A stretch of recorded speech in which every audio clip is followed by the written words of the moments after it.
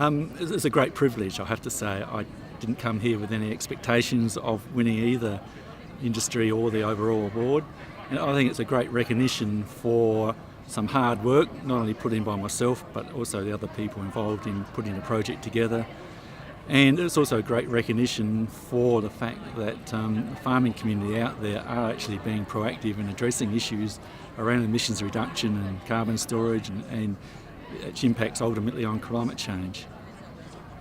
A bit about the project that I've been working on with farmers. It's more than the Eyre Peninsula, it's South Australia, Victoria and Tasmania. So we had farmers involved in the project and their farm advisors across those three states. So I'll go back a bit and explain it, that 25 years ago we had a good regional extension service for farmers funded by the state government.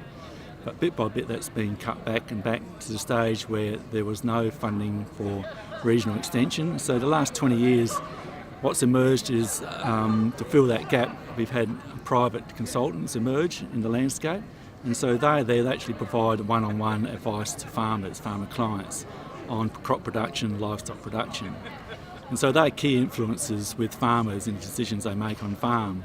So our project was tapping into that network and using them as a communication tool to build their confidence and knowledge and understanding of issues around carbon farming, which includes emissions reduction and carbon storage on farm and understanding climate change drivers, and bringing them up to date with the science by talking to the scientists, the researchers one-on-one, sussing out what are the key messages there that they can take back to the farmer clients, and then talking through those messages with their farmer clients on how that might apply in their farming businesses.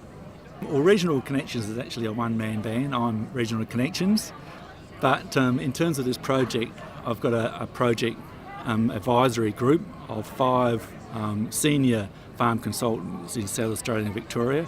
So these are experienced farm consultants who've been in the industry for many, many years, and they helped me put the project together and to manage the project over the past 3.5 years. My hopes for the future? I think, as Cess Woolford said in her address, that we're well on the way to addressing issues around climate change, and particularly in the farming sector. I think farmers are well renowned for just getting on and doing it, and that they're well attuned to dealing with climate variability. I think climate change is just another step on from managing that variability. And so the practices that they've adopted over the past 150 years in South Australia have been about addressing issues around climate and dealing with climate variability. And so they understand that there are changes happening and they need to find solutions and adapt to those changes.